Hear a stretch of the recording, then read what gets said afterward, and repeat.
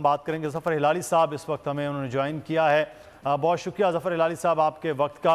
इस वक्त हिलाली साहब सिचुएशन आपके सामने है कि छठा रोज़ है और अमेरिकन सपोर्ट भी, अमेरिकन जो मिनिस्टर हैं वो भी वहाँ पर पहुँच चुके हैं, फॉरेन सेक्रेटरी, और इस तरह से हो रहा है मामला कि ये जंग बंदी से ज़्यादा हमास को और पैलेस्टाइन को मज़ीद कुचलने का प्रोग्राम है।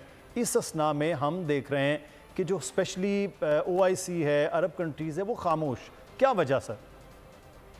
बस वो उनके पास पता नहीं क्यों ताकत तो है उनको कहने कुछ करने के लिए, मगर वो जज्बा नहीं है उनका। स्ट्रेंथ है मगर विल नहीं है। बस यही हो सकता है, और ये बहुत बहुत बड़ा गलती है, इसलिए कि फिर ये इधर नहीं रुकेगा, फिर ये किसी और मुल्क के साथ ऐसा ही होगा और ये चलता ही रहेगा। ये वक्त है जो मुसलमानों को इकट्ठा होके बताना चाहिए, नो इनफ इज इनफ, हम नहीं मानते।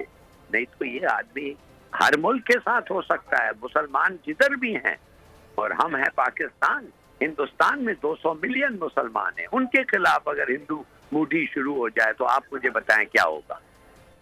बिल्कुल, तो ये सिचुएशन बहरहाल अब तमाम के तमाम अरब ममालिक को भी अब देखना है कि किस तरह से सपोर्ट हो सकती है पैलेस्टाइन की, क्योंकि मसले को हल होना है। बहुत शुक्रिया ज़फ़र हिलाली साहब हमारे साथ मौजूद थे। सब्सक्राइब करें और बेल दबाएं ताकि कोई खबर रह न जाए।